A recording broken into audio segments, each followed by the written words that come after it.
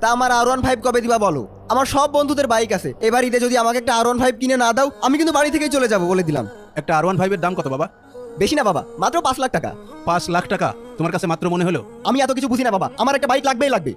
আচ্ছা ঠিক আছে, তোমাকে গাড়ি কিনে দেবো, কিন্তু একটা শর্ত আছে। কি শর্ত বাবা?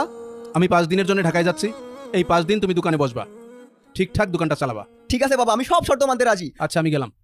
এখানে অনেকগুলো কালেকশন আছে, দেখো কোনটা পছন্দ হয়। ভাই জি ভাই। একটা ডাইনিং টেবিল নিতে আসলাম। জি, ভাই এটার দাম কত পড়বে? এই ডাইনিং টেবিলের সেটটা 30,000 টাকা পড়বে। 30,000 টাকা? কম নেবেন না? আচ্ছা যান, আপনি 1,000 টাকা কম দিয়েন। আমি 15,000 টাকা দিতে যাচ্ছি। এই ভাই, আপনি কি একটা মাছের বাজার পাইছেন? হ্যাঁ, যেটা দামাদামি করতেছেন। এই ভাই, আপনার ব্যবহার ঠিক করেন, এমন ব্যবহার করলে কোনো কাস্টমার আসবে দোকানে? আপনার মতো শেষ কাস্টমার তোমার দরকার নেই, আপনি যান। এ কি, এই চল, ফালতু কোথাকার। 15,000 টাকায় টেবিল কিনবেন। আজকে তো মাসের শেষ তারিখ, আসেন আয় ভাই হিসাবটা করে ফেলি। আচ্ছা ঠিক আছে ভাই, ওখানে দেখেন খাতা আছে, খাতা দুটো বের করেন। এই দেখেন ভাই, এটা মাসিক হিসাবের খাতা। এই মাসের আয় ব্যয়ের হিসাবটাও এই খাতায় লেখা আছে। এই মাসে মাত্র 50,000 টাকা বেচা কেনা হয়েছে। এবার ঈদে যদি আমাকে একটা R15 কিনে না দাও আমি কিন্তু বাড়ি থেকেই চলে যাবো বলে দিলাম। 5 লাখ টাকা তোমার কাছে মাত্র মনে হলো? বেচা কিনা করা যে এত কষ্ট আগে কখনো বুঝিনি। এই মাসে মাত্র 50,000 টাকা বেচা কেনা হয়েছে। ঈশান আসো। জি বাবা। এই নাও তোমার বাইকের 5 লাখ টাকা। বাবা, আমি বাইক কিনবো না। কেন, কি হয়েছে?